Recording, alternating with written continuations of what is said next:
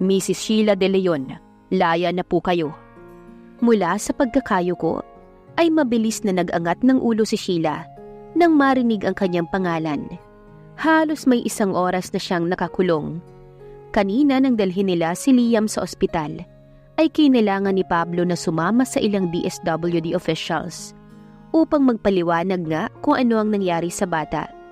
She decided to stay para siyang magbantay dito habang hindi pagising. Kinailangan kasi itong turukan ng pampatulog pagkatapos masitiskan dahil nanginginig sa takot ang bata. Ang sabi ng psychiatrist ay mukhang nagkatrauma ito sa kung ano man ang nangyari. Base na rin sa reaksyon nito. Dumating ang babae na nalaman nilang nanay nito. May kasama itong mga pulis at kinasuhan siya.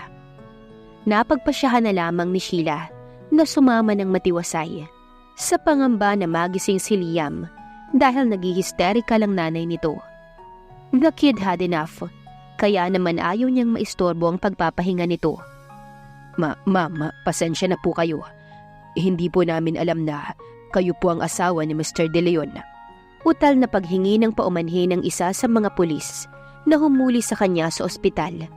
Mababa sa tinig nito ang takot. Don't worry, sir.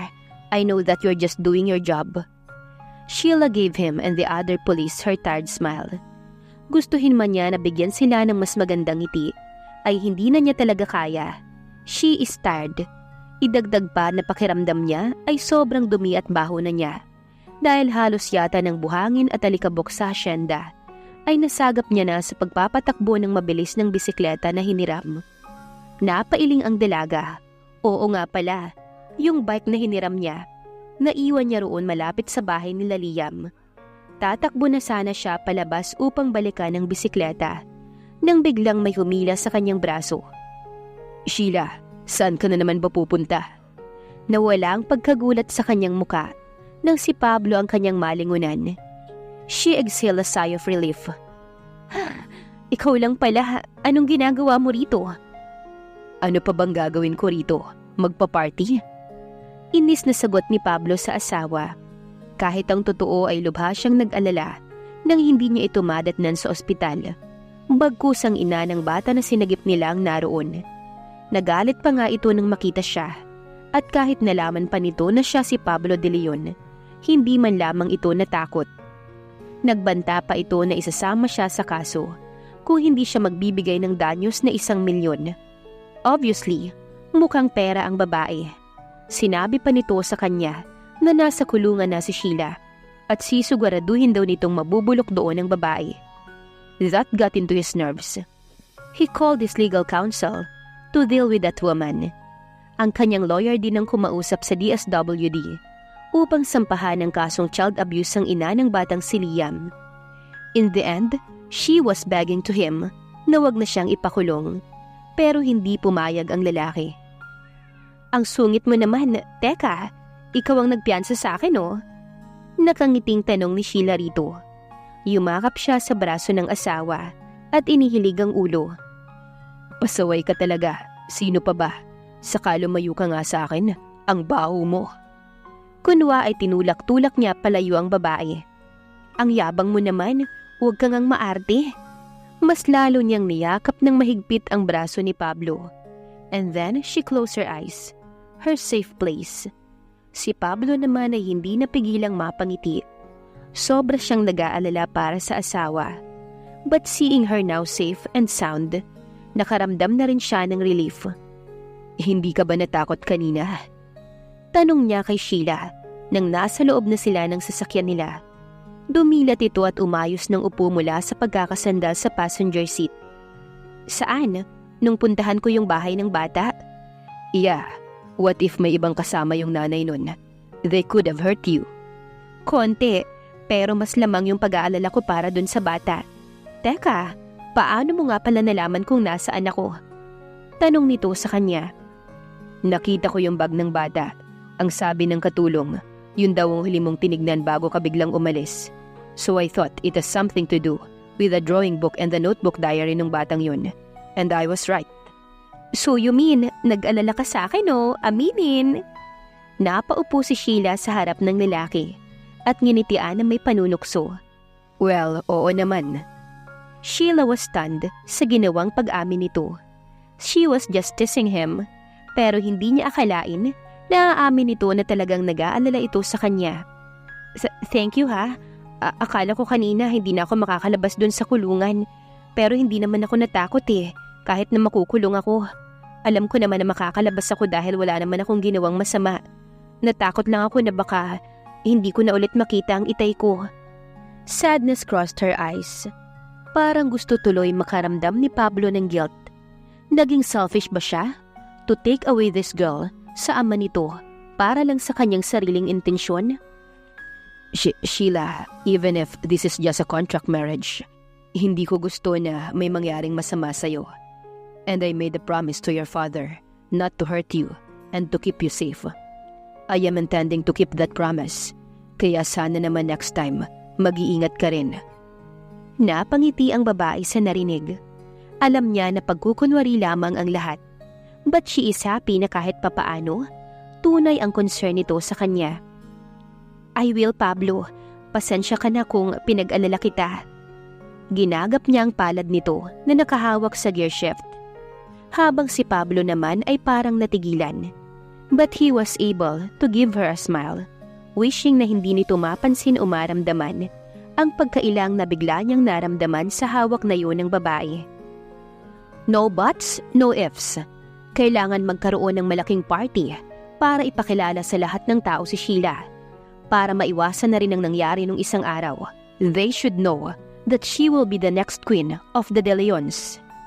Seryoso na pahayag ni Lola Monet habang nakaupo silang lahat sa loob ng living room. Hindi nila sana balak pa sabihin ang mga nangyari dito. But 2 days after, dumating ang pinakahepe ng kapulisan sa kanilang bayan upang humingi ng paumanhin kay Sheila. Dito nalaman ng kanyang mama at lola ang nangyari. And now, they are insisting to have a huge party para ipakilala ang asawa sa lahat, maging sa business sector at mga press. Lola, hindi naman po siguro kailangan. At ubiling sabi ni Sheila. May pag-aalala siyang tinapunan ng tingin ni Pablo, na abala pa rin sa pagbabasa ng dyaryo. Kaninang umagay dumating si Rico mula sa Maynila. Saglit na nag-usap ang dalawa. Pagkatapos ay nagpaalam ito na babalik daw muli sa Maynila. Habang si Pablo naman ay naging tahimik, na tila may iniisip. I insist, Iha. Alam kong napakasimple mo lang na tao. Pero this is the proper way for legality na rin. Paliwanag sa kanya ng matanda. Pagkatapos ay binalingan ng apo. What can you say, Pablo, iho? Doon pa lang ibinaba ng lalaki ang hawak na dyaryo. Up to you, Lola. You can do it 2 months from now. Kasabay na rin ang business encounter ng company natin sa iba pang investors. Taka itong tinignan ni Sheila. Hindi man lamang ito nakipagtalo o nagbigay ng opinyon. This is very un-Pablo. By the way, I have to go back to Makati tomorrow. Bukas? May nangyari ba, iho? Nag-aalalang tanong naman ni Annie sa anak. Wala naman, ma. May kailangan lang ayusin ng mabilis sa Makati. But I'll be back agad. Pinilit ngumiti ni Pablo, ngunit hindi naman nakaligtas kay Sheila na hindi man lamang umabot sa mga mata nito ang ngiti. And suddenly, she feels that something is bothering him. Nasaan siya? Tanong ni Pablo kay Rico. He is trying to stay calm. Kahit papakiramdam niya, ay magwawala na sa galit ang kanyang puso ng sandaling yun. Sir, nasa office niya po. Eto pong building. Naririto na rin po ang publishing company nila. Lumakad siya papasok sa isang may kalumaan na istruktura. Sa labas ay nakasulat ang pangalan ng tabloid company. Katotohanan. Sa maraming pagkakataon, ang mga ito ang laging naglalabas ng mga batikos patungkol sa kanya. Pero binabaliwala niya lamang iyon. Maski madalas nitong panghimasukan, maging ang kanyang personal na buhay.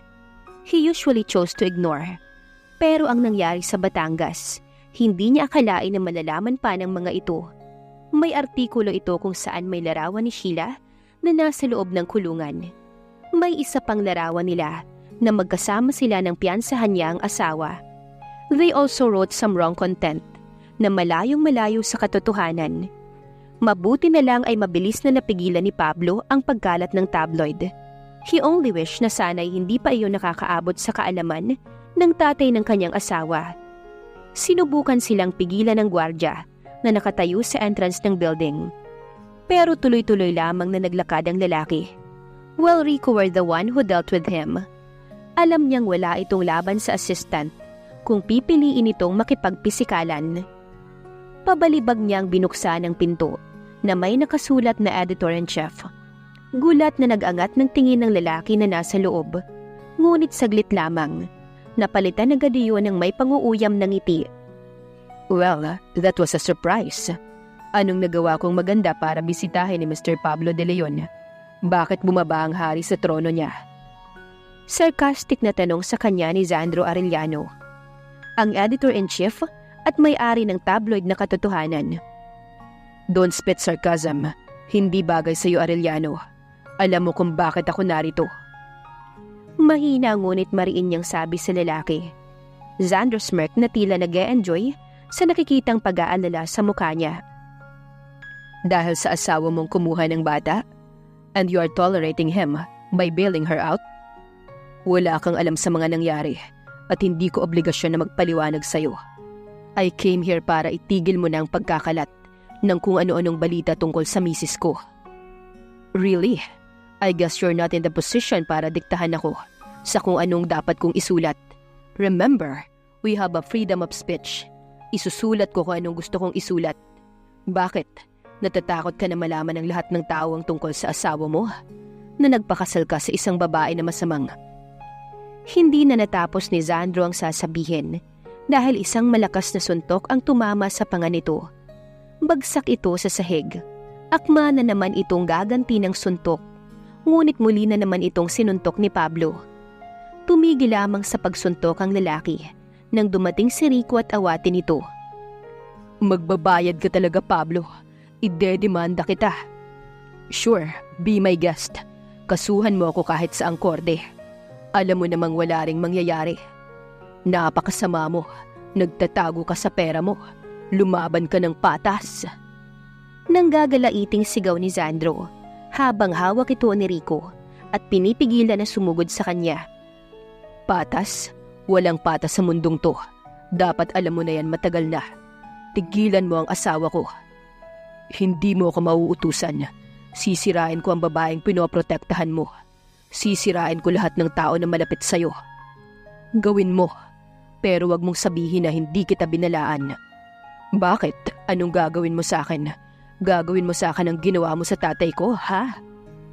May sakit sa tinig nito na hiyaw kay Pablo. Sandaling tumigil sa paglalakad ang binata at muling hinarap si Sandro. Bahala ka sa gusto mong isipin, pero kapag hindi mo tinigilan ang asawa ko, sisirain kita, dudurugin kita at lahat ng meron ka. Yun lang, at lumabas na siya ng building na iyon kasunod si Rico. Puno ng pag-aalala na tinapunan ng tingin ni Sheila ang sofa sa loob ng kanilang silid ni Pablo. Doon kasi natutulog ang lalaki. Kahit pa sinabi nito nung una na siya ang dapat na matulog sa sofa o sa sahig kung ayaw niyang magtabi sila sa kama. Nung unang gabi na sinubukan niyang maglatag sa sahig, wala pang ilang sandali ay tumayo na ang lalaki. Binulyawan siya na lumipat na lamang sa kama at ito na lang daw ang matutulog sa sofa. Nang sinubukan niyang tumanggi, ay lalo siyang inangilan nito. Napangiti si Sheila nang may maalala. Kahit ubod ng sungit ng lalaking yon, she appreciates na napaka-gentleman nito at maalalahanin sa sarili nitong paraan. Isa pa, nasasanay na rin naman siya sa pagsusungit nito sa kanya. Kaya naman labis niyang ipinagtataka ang pananahimik ni Pablo kahapon. Maging ang pangungulit niya kagabi na makipag-usap ito sa kanya ay hindi nito pinatulan. She just know that something is bothering him. Kaya naman nang makaalis ito kaninang umaga, ay agad niyang hinanap ang binabasa nitong tabloid. She may be naive, pero alam niya na maaaring dahil sa babasahin na yon na nakita niya ring hawak ni Rico nang dumating ito, kaya bigla ang nanahimik si Pablo. At hindi nga siya nagkamali, dahil sa front page ay nakita niya ang kanyang larawan. At isa naman ay larawan na magkasama silang dalawa. Nahulog sa malalim na pag-iisip si Sheila. Paano siyang nakuhanan ng dyaryo? Gayong nasa Batangas naman sila. And then she remembered the paparazzis. Oo nga pala, binalaan na siya ni Pablo ng tungkol sa mga ito. Galit kaya ito sa kanya? Sana naman ay hindi. Nakarinig siya ng tunog ng sasakyan. Sa pag-aakalang ang asawa na ang dumating, ay mabilis siyang lumabas sa silid at tinakbo ang ibaba. Naroon na si Mama Annie at Lola Monet. At base sa mukha ng mga ito, ay hindi sila natutuwa sa kung sino man ang bagong dating. Curious niyang sinundan ang tingin ng pinagmamasdan ng dalawang babae. Isang van ang dumating. Sigurado siyang hindi iyon kay Pablo. Mula roon ay lumabas ang isang babae na kuntodo postura. Halos kaedad marahil ni Mama Annie. Just the latter looks more elegant. Hindi naman naitago ni Lola Monet ang pagkadisgusto sa mukha nito na nakatingin sa babaeng bagong dating, habang si Mama Annie naman ay nanatili lamang na walang reaksyon ng mukha. Sino nga ba ang dumating na bisita sa mansyon? Abangan sa susunod na kabanata. Please like, share, subscribe for more updates. Maraming salamat po.